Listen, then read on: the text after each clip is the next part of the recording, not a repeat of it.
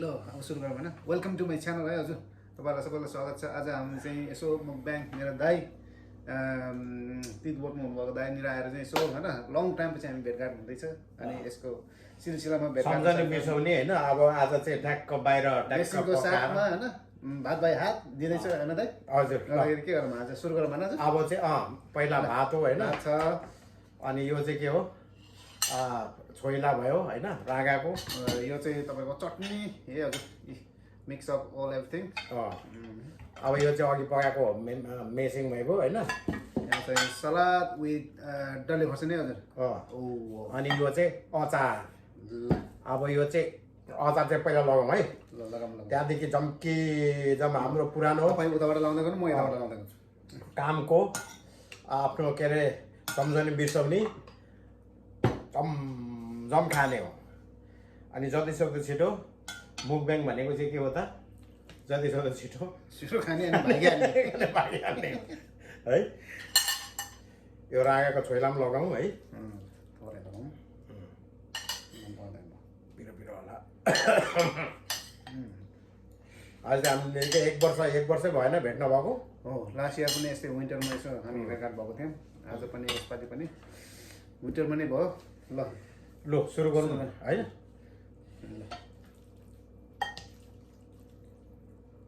अहिले चाहिँ पोक हो टक्क स्पिनिच साग हैन स्पिनिच साग आज अघि दिउँसो लाइभमा ट्विन्स लाइभकोमा पकाएको थियो है त्यो चाहिँ अहिले सुरु हुँदैछ हजुर ल ल खायो है त है ल हजुर ल जय शम्भु जय शम्भु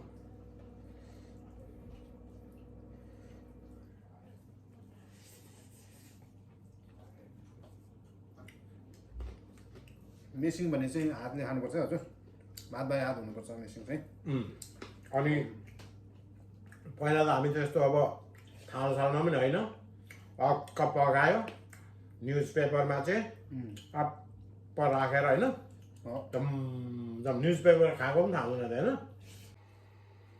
रागाको मासु त्यति पाइँदैन होइन यहाँनिर रागाको छोइला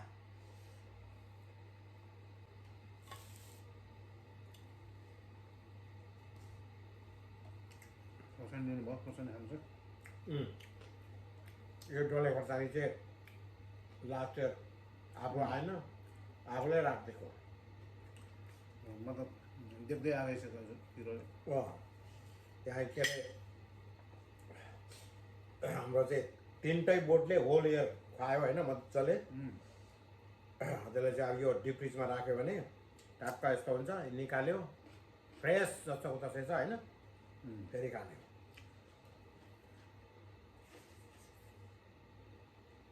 हाम्रो पहिला एकजना गुरुजी हुनुहुन्थ्यो होइन पल्टनमा पकेटमा भात खाने अनि अन्त मेसिनको भात पनि नगरेर लाइन्छ नि होइन खाँदा नबोल्नु भन्थ्यो होइन तर अब यो मुकब्याङै खाँदै बोल्ने भन्छ होइन अहिले जमाना उल्टो भएको छ जेनेरेसन चेन्ज भइसक्यो जे नगर भन्छ खोकिन छ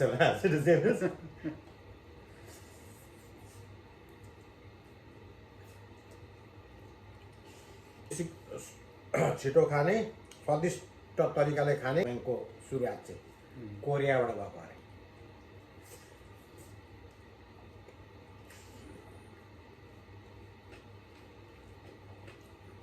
कति मान्छे हुन्छ नि त के अरे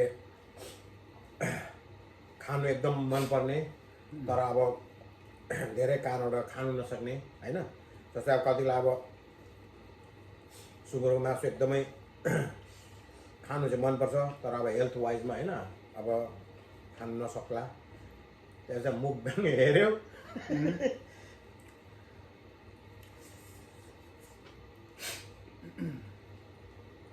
खोर्सानी खाएँ खानु है म चाहिँ माइल्ड पिरो खान्छु क्या जति तरकारीमा हालेको छ त्यसले नै मलाई इनफ पुग्छ तर यो पकामा भने खोर्सानीसँग भात खायो भने चाहिँ त्यो खोर्सानीको के अरे जिब्रोले चाहिँ खानाको टेस्ट चाहिँ बताउनु सक्दैन अरे क्या खोर्सानीको पिरोले मात्रै खाइएको हुन्छ अरे क्या हामीले मैले सक्नु आँटे खाना थपौँ न। म त टन्नै भइसक्यो त नि।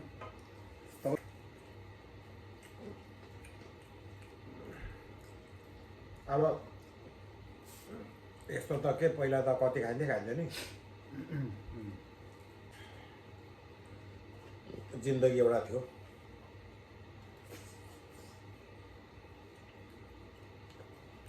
अचार खाउँ।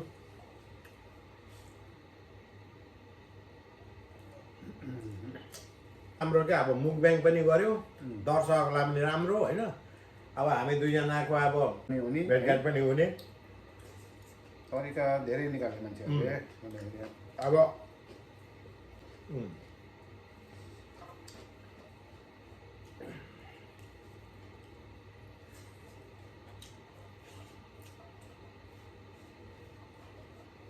म त मेरो छिटो खान्छु नि।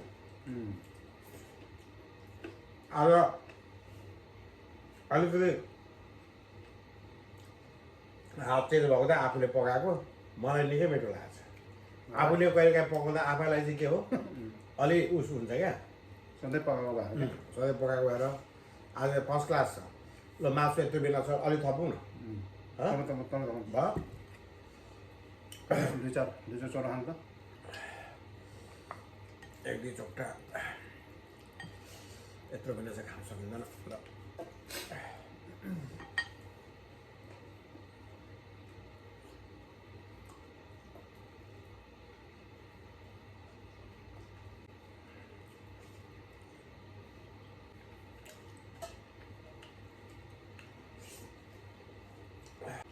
ल म्याटर सक्यो फाइनल्ली सक्यो। ल फाइनल्ली हजुरको अब finally thank you very much दाइ।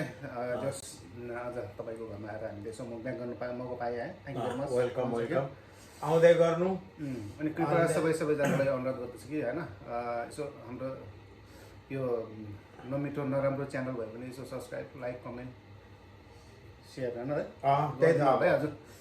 सबैमा कमेन्ट सेयर लाइक्स बेल सेल झुन्डाइदिएर सब्सक्राइब चाहिँ गर्नै पर्यो।